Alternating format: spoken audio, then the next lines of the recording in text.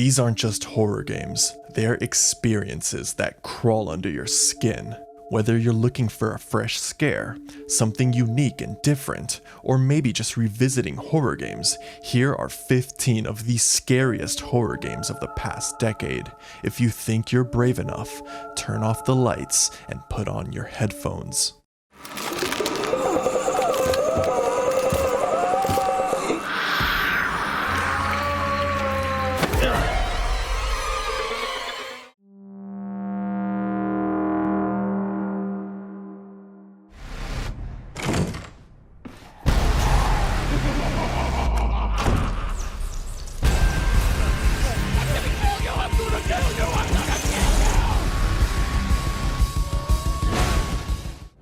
Starting off with one of the most unforgettable horror experiences of the last decade, Resident Evil 7 Biohazard isn't just a return to survival horror, it's a plunge into pure, unrelenting fear. From the moment you step into the decaying halls of the Baker estate, the creak of every floorboard and flicker of light pulls you deeper into its nightmare.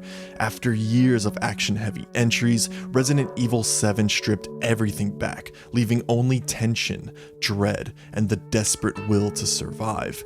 This isn't about fighting monsters, it's about escaping one of the most immersive horrors gaming has ever created. You play as Ethan Winters, an ordinary guy searching for his missing wife Mia in a decaying Louisiana plantation. Inside, he finds the twisted Baker family, humans warped by a mysterious mold and controlled by a bioweapon named Evelyn. What begins as a rescue quickly descends into hallucinations, body horror, and a desperate fight for survival. Resident Evil 7 traps players in tight hallways and flickering rooms, forcing slow exploration and careful resource use. The first-person view makes every sound, creaking wood, distant footsteps feel personal. Weapons exist, but ammo is scarce, pushing stealth, evasion, and quick thinking. Classic puzzles return, hidden keys, VHS flashbacks, and inventory management, all while the Bakers stalk you. The result is relentless tension, built through atmosphere and not jump scares. Resident Evil 7 is by far the scariest entry in the series, taking inspiration from classic slasher films and found footage horror movies. It feels less like a game and more like being trapped in someone else's nightmare. Every shadow hides danger, every breath sounds too loud. It's a raw reminder that Resident Evil was, and still is, about fear. Oh boy! Now look what you've done, motherfucker! This is the end, you know?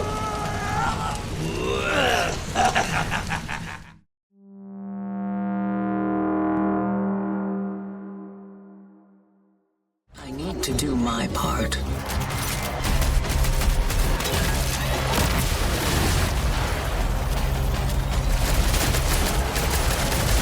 The Steelworks. The Outbreak. The end of humanity doesn't come with fire, it comes with silence. Cronos, the new dawn, drops you into a dying future, where time is fractured, and what's left of mankind is haunted by its consequences. You're sent through rifts between worlds, scavenging memories of the past, while hunted by twisted, half-living creations. Every mission feels like a paradox, every discovery a warning that maybe we were never meant to survive. Blending brutal sci-fi and existential dread, Cronos the New Dawn turns time itself into the enemy. This isn't just the end of the world, it's what comes after. You play as the Traveler, an operative for a secret organization called the Collective. Your mission: scavenge the post-apocalyptic wastelands, locate time rifts, and dive back into the 1980s to extract key individuals before they perish in the catastrophe known as the Change. In the future world, humanity is nearly obliterated, mutated creatures called orphans roam free, and your extraction missions carry heavy personal cost. The more you salvage, the more your suit and mind are haunted. The game uses a third-person survival horror perspective. You'll wield shotguns, pistols, and melee abilities, navigate large open-ended zones, and manage scarce resources. A standout mechanic: defeated enemies don't stay dead. If you don't burn their bodies fast, they merge with other corpses, turning into stronger, more horrific adversaries. Don't let them merge. It also features time anomaly mechanics. You'll manipulate temporal rifts, jumping between past and future, which influences both narrative and the environment. Exploration of a decayed future wasteland and the eerie 1980s Poland zones keep things varied and unsettling. The setting and tone are heavily inspired by games like Dead Space, Silent Hill, films such as The Thing, and shows like 12 Monkeys, so expect existential dread and body horror rather than just jump scares. Cronos: The New Dawn is the newest game on this list. The absolute isolation of wastelands, the creeping dread of knowing every corpse you leave behind might return worse, the uncanny feeling of being out of time in a world that should have never existed. It's not just survival horror, it's a horror of time, identity, continuity, and the fear that you're the one left over. If you're after a modern title that blends high concept sci-fi with raw terror, this might be the one for you.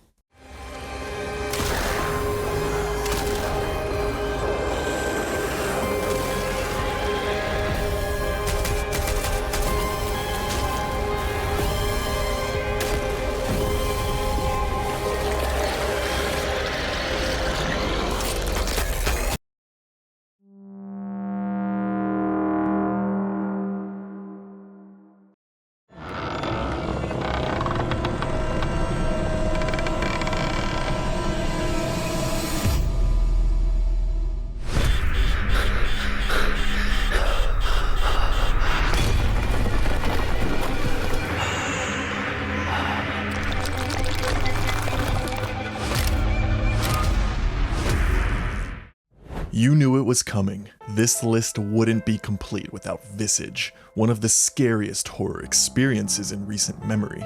A game that doesn't just frighten you, it breaks you. Set inside a sprawling, ever-changing house drenched in tragedy, Visage captures the same psychological torment that made PT legendary. The silence, the flicker of lights, the slow creak of a door, everything works against your sanity. It's not just about ghosts, it's about what the house remembers and what it wants you to see. You control Dwayne Anderson, who finds himself trapped in a sprawling, haunted house that warps time, memory, and reality. As you explore, you experience chapters centered on former tenants, learning their tragedies and how their stories interlink with Dwayne's own psyche and guilt. The house itself becomes a character, rooms shift, new areas appear, and ghosts manifest in fragmented ways. The game includes first-person exploration in a semi-open house. Roam freely through corridors, rooms, and hidden passages, using keys to unlock new areas. The game uses a sanity/light mechanic. Staying in darkness damages your mental stability. Use light sources such as lamps or candles to maintain sanity. Pills also help restore it. There is minimal direct combat. You avoid ghosts, hide, or escape. The tension grows from atmosphere, subtle or sudden ghost appearances, and shifting house geometry. Solve environmental puzzles, collect items, and piece together the house's dark history. Playing Visage alone in the darkness? Good luck. It makes the safety of your own home feel inadequate and small. The sense that the walls themselves are watching, waiting, shifting. It's unsettling. The hauntings aren't always loud, but they seep into your mind long after you stop playing.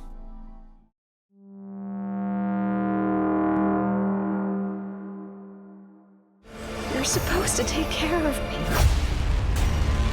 I know what you are. I know why I needed you. But it's all over now.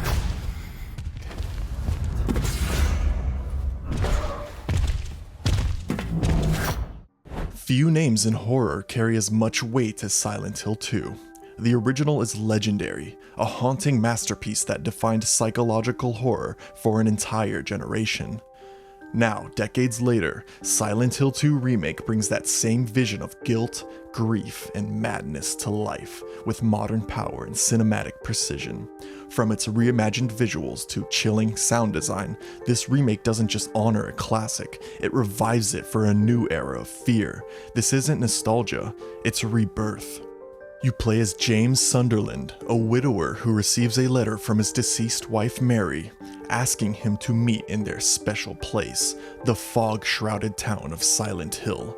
Arriving alone, James is confronted by horrifying creatures, distorted reality, and troubled souls, each grappling with trauma and guilt of their own. As he ventures deeper, James must confront his own buried guilt, the truth of Mary's fate, and the role the town plays in manifesting inner demons. The remake returns the third-person perspective of corridors, fog, and tension-filled environments similar to the original. Combat and exploration have been updated. The remake adds more fluid movement, reworked monster encounters, and enhanced visuals and sound to deepen immersion. Classic survival horror staples return. You must explore Silent Hill, solve environmental puzzles, manage limited resources, and follow audio cues to detect monsters. You'll be navigating a world that warps depending on your psyche. When played alone at night with the lights off, Silent Hill 2 Remake brings home the feeling that you're the problem and the monster. The persistent fog, shrieking radio static, and the shifting town straight out of your nightmares combine into an oppressive experience. It's not just a horror game, it's a psychological mirror that reflects your guilt, your mistakes, and your need for redemption. For those seeking a haunting, atmospheric experience at midnight, this one will hit deep.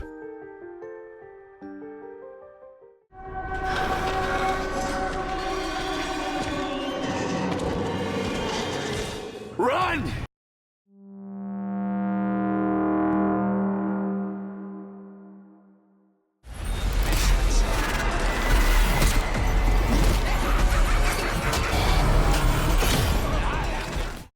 Trapped, tortured, tested. The Outlast Trials drag you into a nightmare of Cold War-era experimentation, where survival means surrendering your sanity. Deep within the twisted halls of the Murkoff Corporation, you and a handful of desperate test subjects are forced through psychological hell, blindfolded, restrained, and broken piece by piece. Every trial feels like a descent into madness, every scream echoing off the walls that were never meant to be escaped. Whether you face it alone or with others, one truth remains: trust no one, because in the Outlast Trials, the experiment is never over. You play as a reagent, a test subject abducted by the Murkoff Corporation and shoved into grotesque experiments and trials in a facility disguised behind Cold War secrecy. Within the trials, you're pushed to your limits, endure brainwashing, avoid monstrous failed subjects, complete objectives, and survive the maze of horror Murkoff has constructed. The core gameplay remains stealth and evasion. You have night vision goggles, limited resources. You must hide, run, manipulate environments, and avoid the relentless enemies. Trials are structured in programs, each consisting of multiple stages with primary and secondary objectives. Even when playing solo, the game includes multiplayer-style features, character customization, loadouts, rigs, and randomized trial modifiers called variators that amp up difficulty. The environment itself becomes an instrument of fear. Deceptive layouts, flickering lights, mannequins, and props that mislead you, blending gameplay clarity with creeping dread. Alone in the dark for an Outlast Trials session, every sound will echo differently, every corner might hide a twisted experiment, and the knowledge that you're the test subject rather than the hero will sink deep. The night vision flicker, the documents you grab, the silent countdown of your heart. This game doesn't just want to scare you, it wants to unsettle you long after you quit. Either with friends or going in solo, you're in for a terrifying experience.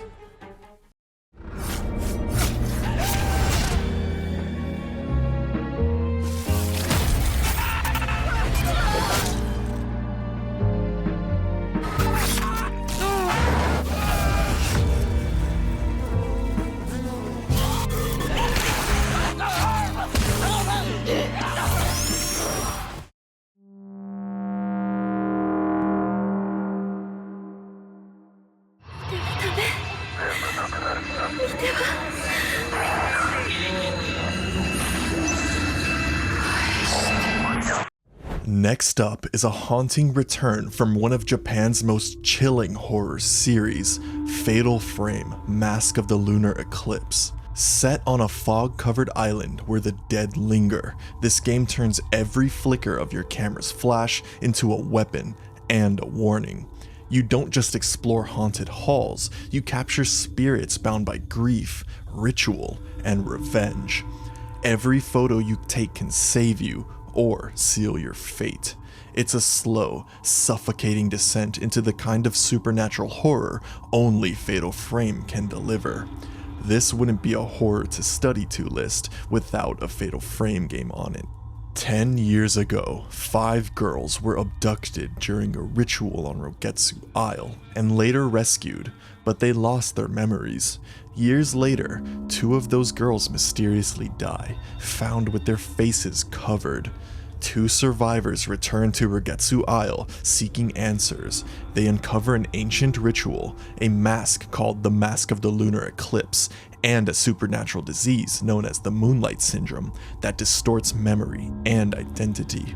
By gathering mask fragments, confronting spirits, and triggering the ritual in the island's lighthouse, they aim to pacify restless souls and reveal the truth. The core mechanism returns, the camera obscura, used to photograph ghosts and inflict damage.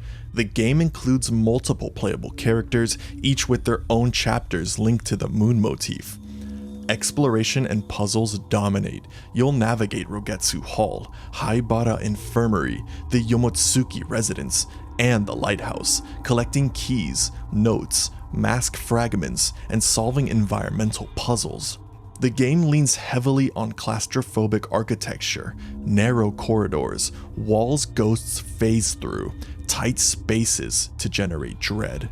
In the remaster, visual updates and quality of life changes, which include improved lighting, modern controls, and photo mode, help the game feel more accessible to contemporary audiences. When you play Mask of the Lunar Eclipse alone at night, every room feels trapped in time, every whisper of melody echoes something lost, and every flicker of moonlight might reveal a ghost. The weight of memory, identity, and ritual permeates the horror. With no safe hideouts and the camera as your only weapon, it's a ghost story built to haunt your thoughts long after you turn it off.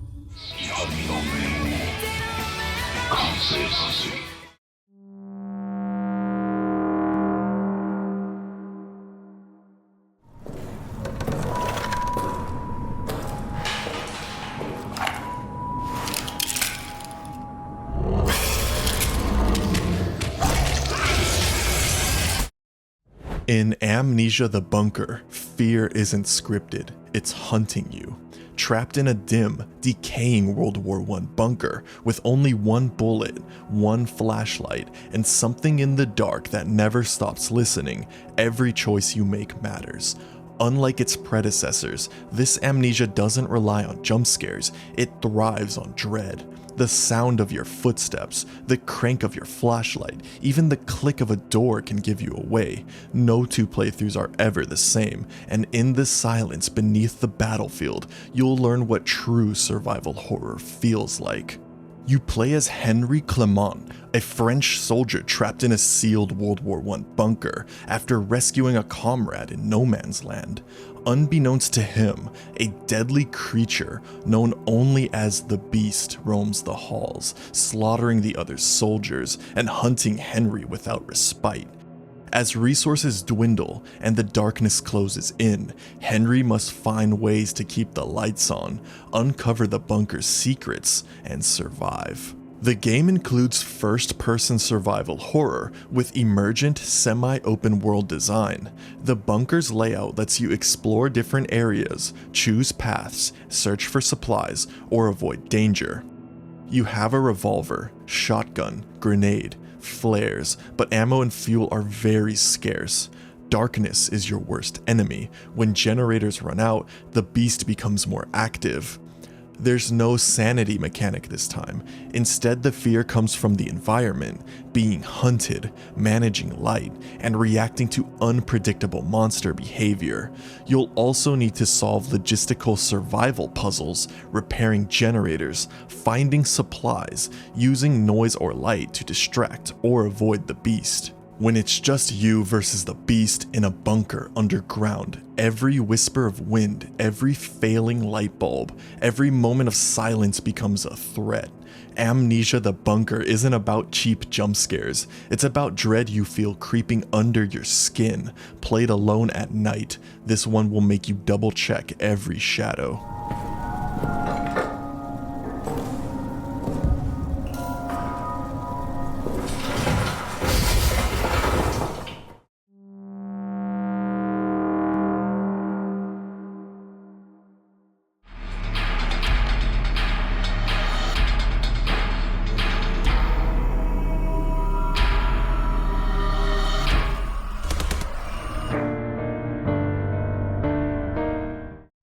Retro, cold, unnerving. Signalis is the kind of horror game that lingers long after the credits roll, blending psychological terror with classic survival horror. It drops you in a decaying world filled with echoes of identity, memory, and loss.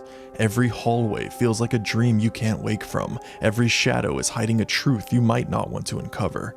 Minimal, eerie, and heartbreakingly human, Signalis proves that sometimes the coldest horrors come from within. In a dystopian future governed by a repressive, totalitarian regime, humanity uses replicas, synthetic clones as workforce and soldiers. You play as Elster, a technician replica who awakens from a crash on a remote world and sets out to find her missing partner and unravel strange, possibly supernatural anomalies among mining facilities and hidden labs. The line between machine and memory, dream and reality is often blurred. Multiple endings hinge on your decisions and interpretation. Play from a 2.5D/fixed camera angle perspective reminiscent of classic survival horror. Think original Resident Evil or Silent Hill, with tight corridors, fixed camera angles, and tank controls at times. Puzzle solving, item management, limited ammo, and resource scarcity makes every encounter tense. You often must choose whether to sneak past or fight. Environmental storytelling is heavy. Audio logs, notes, visual cues help piece together background lore and hidden plots. The game also includes CRT mode and aesthetic filters to evoke old console visuals, amplifying the atmosphere of dread and nostalgia. Alone at night, lights off, Signalis feels like a dying signal from a haunted machine. It creeps under your skin, machine voices, flickering screens, memories that don't belong. With limited resources, choices that matter, and questions that linger, it's a powerful addition to your horror lineup.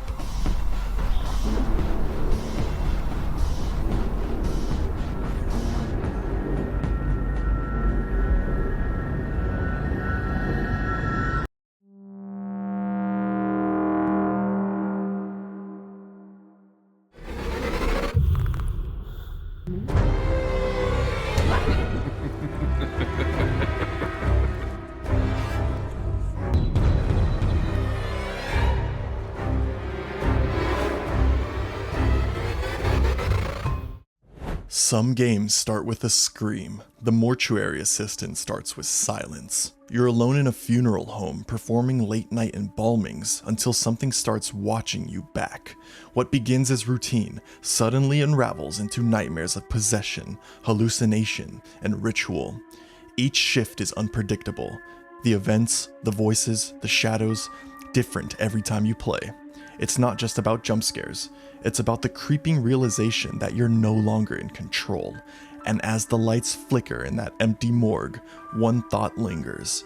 Maybe you were never alone to begin with. You assume the role of Rebecca Owens, a fresh graduate of mortuary science with a troubled past, taking a job at the Riverfields Mortuary under your former teacher Raymond Delver. On your first night shift, you discover something deeply wrong. A demonic entity is trying to possess you, and the mortuary holds more secrets than embalmed corpses. To survive, you must continue your routine work, embalming bodies, taking notes, but also identify which corpse is possessed, discover the demon's names, bind it, and incinerate the right body to stop it from claiming you. From a first-person viewpoint, you perform mortuary tasks, moving cadavers on gurneys, draining fluids, wiring eyes and mouths shut, and managing inventory and checklists. Simultaneously, you investigate a demonic infestation, collect sigils hidden around the mortuary, use a database to identify the demon's name, then mark and burn the possessed body before time runs out, or you'll be possessed yourself. Haunt events are partially randomized. Ghosts, body contortions, moving shadows, or missing corpses appear unpredictably, raising tension and replay value. The game features multiple endings, depending on your actions, such as which body you burn, how quickly you solve the puzzles, how much you uncover about Rebecca's past. You'll unlock different outcomes. Playing the Mortuary Assistant alone at night with the lights off, it's pure existential dread. The mundane horror of embalming suddenly becomes a nightmare. Every drip of fluid, every quiet corridor, every corpse on a gurney waiting and waiting. The combination of job simulation and the supernatural threat makes you feel both anxious and terrified at the same time. If you want horror that creeps up slowly, burrows beneath your skin, and refuses to let you go long after you power off, this one is built for those silent nights. But this body is no longer mine. I have my prize.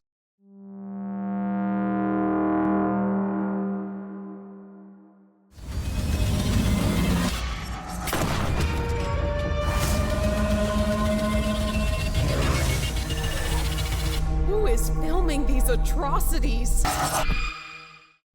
A love letter to classic survival horror, Tormented Souls takes everything you miss about the old days of Resident Evil and Silent Hill and twists it into something just as dark. You are surrounded by grotesque creatures and puzzles designed to break both your mind and your nerves. Classic survival horror gameplay pulls you straight back into the golden age of terror. It's brutal, atmospheric, and unapologetically old school. Tormented Souls proves that classic horror never dies, it just waits in the dark. You take on the role of Caroline Walker, who in 1994 receives a photograph of twin girls and begins investigating their disappearance. As she explores an abandoned mansion/hospital, she encounters horrific mutations. One of the twins has transformed into a monster. Depending on your choices, Caroline may rescue one of them, mercy kill her, or ignore her and suffer consequences. The story includes time travel elements via VHS tapes, hidden family secrets, and an antagonist known as the Savior.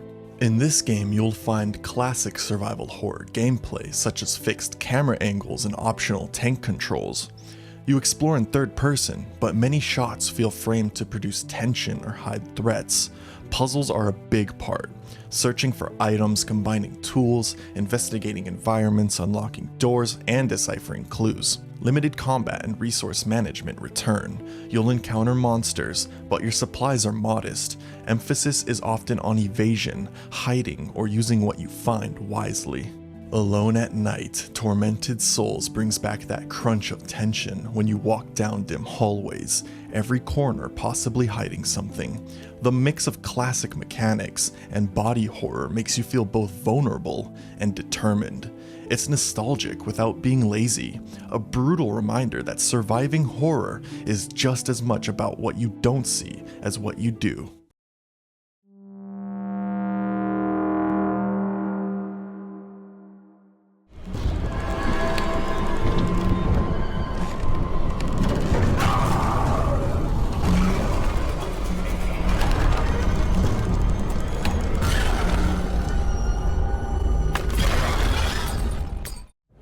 You wake up in a darkened room, your hands covered in blood, with only a cursed instant camera to guide you.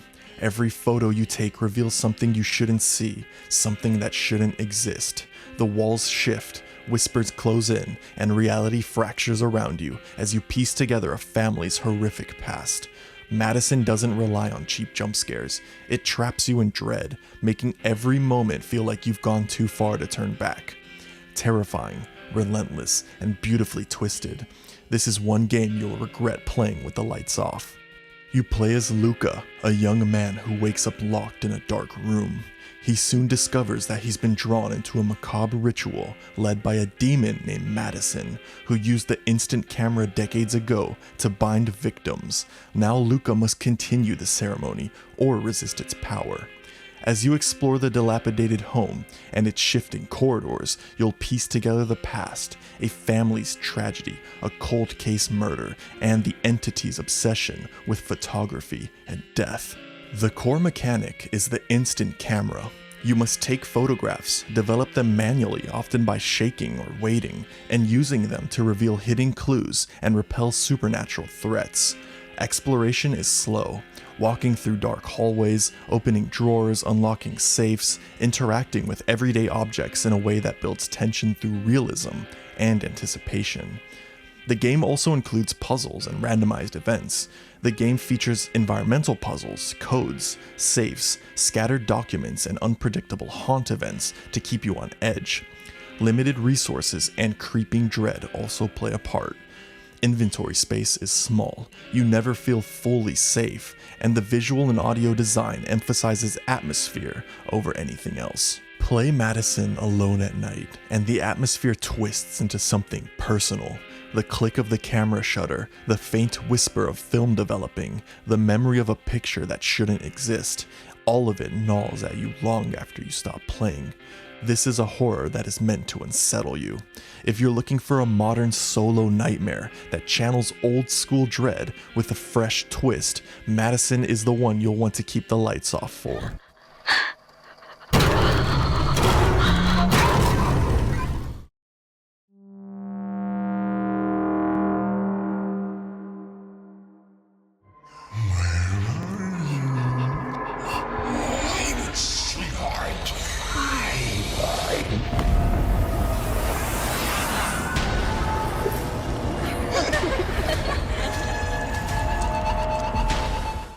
Few games capture psychological horror quite like the medium. The twist? Two realities overlap, and neither is safe. Every echo, every whisper from the spirit world blurs the line between the living and the dead. With split-screen worlds and unsettling atmosphere, the medium doesn't just show you horror, it makes you live in it. This is a slow burn of dread and discovery, where uncovering the truth might be the scariest part of all.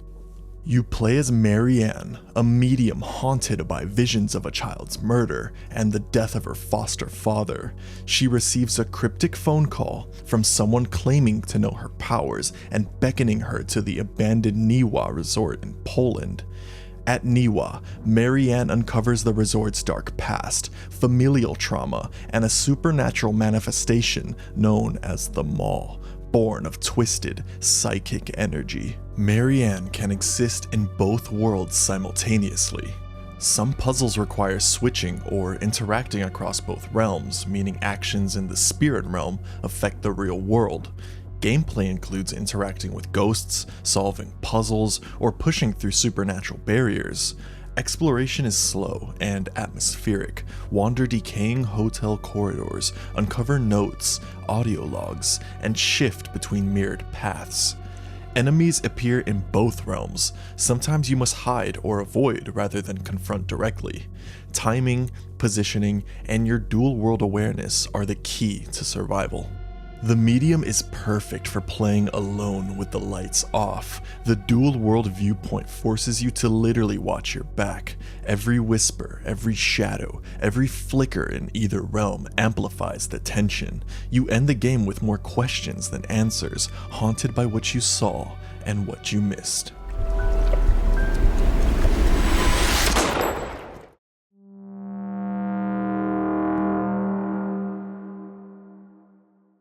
Grazie, tu mi lasciò entrare. Ultimamente sterno só em simetria, cara.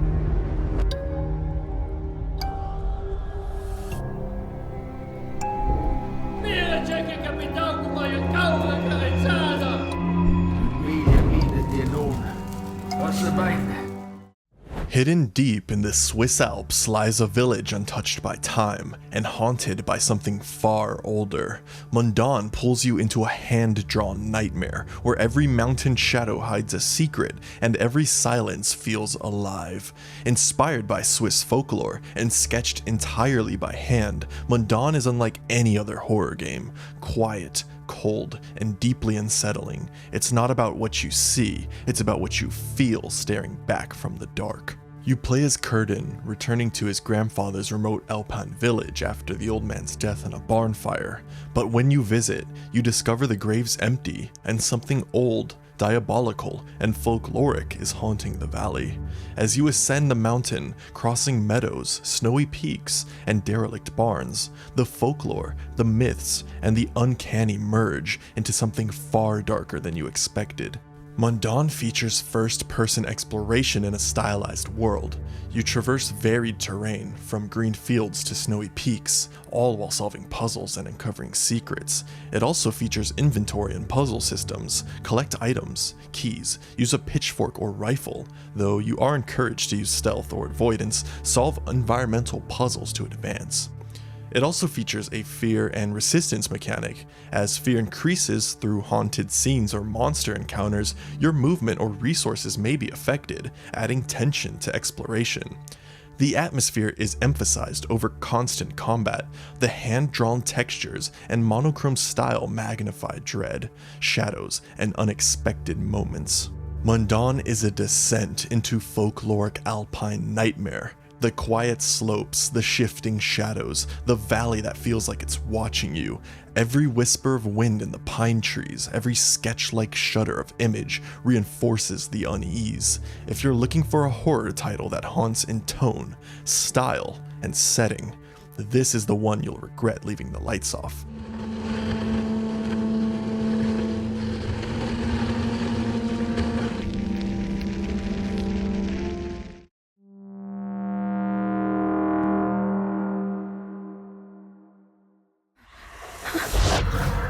You have another daughter, you know? The one who is living, remember? What do you say, Irene? Julia's dead. What are you babbling about? Julia, is everything okay? Some horror doesn't come from monsters, it comes from the mind. Martha is Dead blurs the line between tragedy and terror, set in war-torn Italy during World War II. You play as Julia, a young woman unraveling the mystery of her twin sister's death and her own fractured identity. Reality slips, memories twist, and the truth becomes something far more disturbing than you can imagine. With its unflinching realism and psychological depth, Martha is Dead isn't just unsettling, it's deeply personal. It's the kind of horror that doesn't chase you, it stays with you. The story begins when the lifeless body of a woman named Martha is found drowned near her family's estate. Her twin sister Julia must grapple with grief, identity, and a fractured mind as she investigates what really happened. As the war rages around them and the strange folkloric forces stir, Julia uncovers hidden truths about Martha, her family, and her own identity, forcing her to question what is real and what is delusion. You explore the Tuscan countryside, an estate, woods, and waterways in richly detailed 1944 setting. A significant focus is on photography and darkroom mechanics. You collect and develop photographs, use a vintage camera, interact with film, and the act of photography plays into uncovering narrative clues. Rather than combat, the game emphasizes exploration, environmental puzzles, finding symbols or tarot cards, interacting with marionette sequences, and navigating unsettling scenes of trauma and gore. Note, this game features very mature and disturbing material, including graphic imagery, body horror, and themes of identity, trauma, and war. Martha is Dead is more than just a horror game. It's an uneasy mirror into guilt, memory, and a body of water that holds secrets. The beauty of the Tuscan landscape clashes with the darkness of what you uncover. With the camera shutter echoing through the silence and the truth only half there, this title is perfect for those long, late sessions where every shadow seems just a little too still.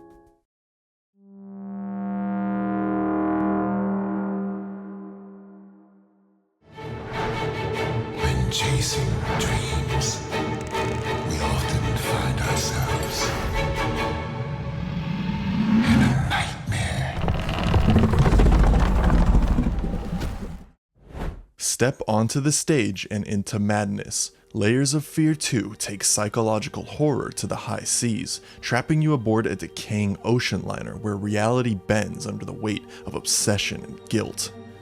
You play as an actor following the mysterious directions of a film director whose vision blurs the line between art and insanity. Every corridor feels like a performance you can't escape, where the set changes around you and the horror is scripted by your own fear. Stylish, surreal, and suffocating, Layers of Fear 2 is a descent into the darkest corners of identity and creation. You play as an unnamed actor who is summoned by a cryptic director to board a cruise ship. Once on board, you are directed through various sets and scenes, however things quickly take a darker turn. Visions, flashbacks, and twisted imagery begin to merge with reality as stories about childhood trauma, loss, identity, and guilt are revealed. The narrative weaves together the actor's fractured psyche, the memory of a sister, and the impact of an abusive father. The game takes place from a first-person perspective. The player explores corridors, rooms, built movie sets, and decaying environments on the ship. It also features exploration, puzzles, and branching choices. You search for film reels and camera equipment, solve environmental puzzles, and make decisions, often via dialogues or obeying or disobeying the director, that affect the ending. Hallucinatory shifts are also present. The ship's layout and rooms warp, visuals shift, props move, and scenes transform around you, keeping you disoriented. The director's voice guides you, sometimes taunting or changing expectations. Lastly, the game features multiple endings. Depending on how much you comply versus resist the director's instructions, the game can resolve in different ways. Layers of Fear 2 is a must-play with the lights off. It's less about jump scares and more about creeping unease. The flickering stage lights, the shifting walls, the sense that you're under someone else's or something else's control. All of it comes to a nerve. It's a game about performance, memory, and at what cost we build identity. This one will haunt your thoughts after the credits roll.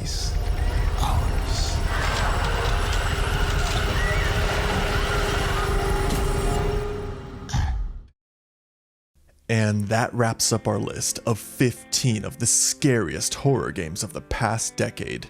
Which one terrified you the most? Or did I miss one that deserves a spot? Let me know in the comments. I always enjoy reading them and reply to all. If you enjoyed this list, please consider liking the video and subscribing to the channel. There's plenty more horror to come. And quickly, I'd like to thank everyone who supported my last video. I did a similar style list of 15 insane horror games coming out in 2026. So again, thank you for all the support in that video. It truly means the world. Until next time, stay safe, stay spooky, and sleep tight.